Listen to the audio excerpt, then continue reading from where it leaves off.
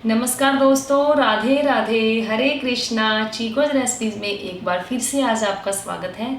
तो आज मैं आपको सुनाऊंगी परम सुख देने वाली, बैकुंठ धाम की प्राप्ति करवाने वाली और हमारे पितरों को मोक्ष देने वाली परम एकादशी व्रत की कथा।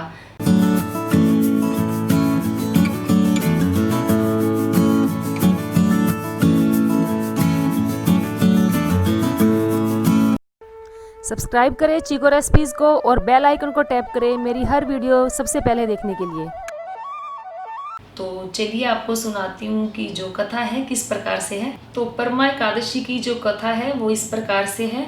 धर्मराज युधिष्ठिर बोले, हे जनार्दन, अधिक मास के कृष्ण पक्ष की एकादशी का क्या नाम है तथा उसकी विधि क्या है, कृपा करके आप मुझे बताइए। श्री भगवान बोले, हे राजन, अधिक मास में कृष्ण पक्ष में जो एकादशी आती है वह परमा पुरुषोत्तमी या कमला एकादशी कहलाती है। वैसे तो प्रत्येक वर्ष 24 एकादशियां होती हैं, लेकिन जब अधिक मास या मल मास आता है तब इनकी संख्या बढ़कर 26 हो जाती है। अधिक मास या मल मास को जोड़कर वर्ष में 26 एकादशी होती है। अधिक मास में 2 एकादशी होती है, जो पद्मनी एकादशी शुक्ल पक्ष और परमा एकादशी कृष्ण पक्ष के नाम से जानी जाती है। ऐसा श्री कृष्ण ने अर्जुन से कहा है। भगवान श्री कृष्ण ने अर्जुन को इस व्रत की विधि तथा कथा भी बताई थी, जो कि इस प्रकार से है। कौंपिल्य नगरी में सुमेधा नामक एक ब्राह्मण अपनी पत्नी के साथ निवास करता था।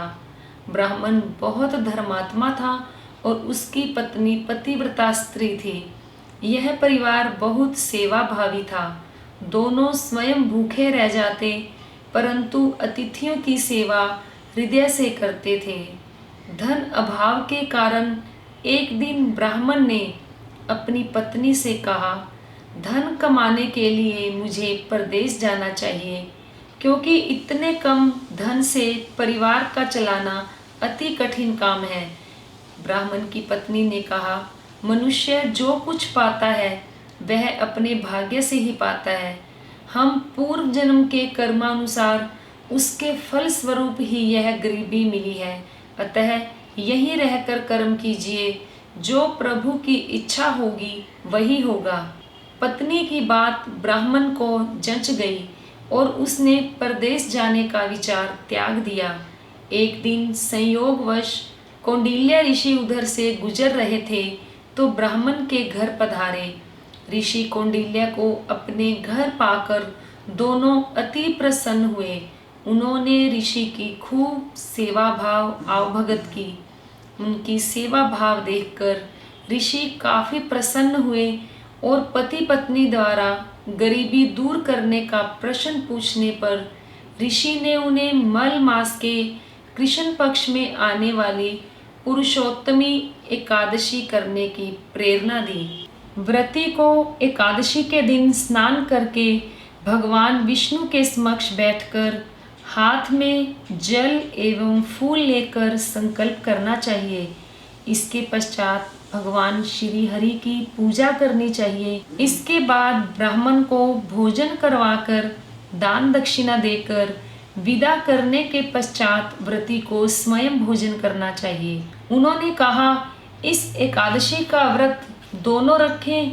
यह एकादशी धन वैभव देती है, पापों का नाश कर उत्तम गति भी प्रदान करने वाली होती है।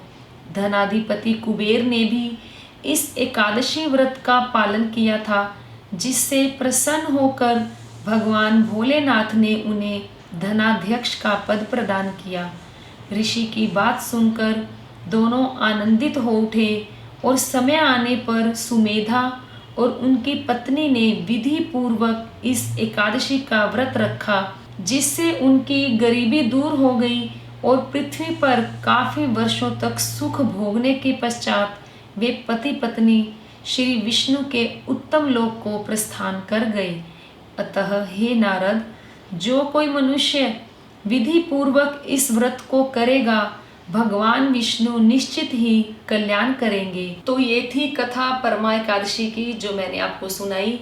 तो आपको कथा जब भी आप पूजा करेंगे, पूजा करने के बाद आपको, यानी कि एकादशी की जो पूजा करेंगे उसके बाद आपको ये कथा जरूर सुननी है, क्योंकि कहते हैं कि कथा सुनने और सुनाने वालों को भगवान श्री विष्णु की जो है शुभ आशीर्वाद प्राप्त होता है और उन्हें भी मोक्ष की प्राप्ति होती है।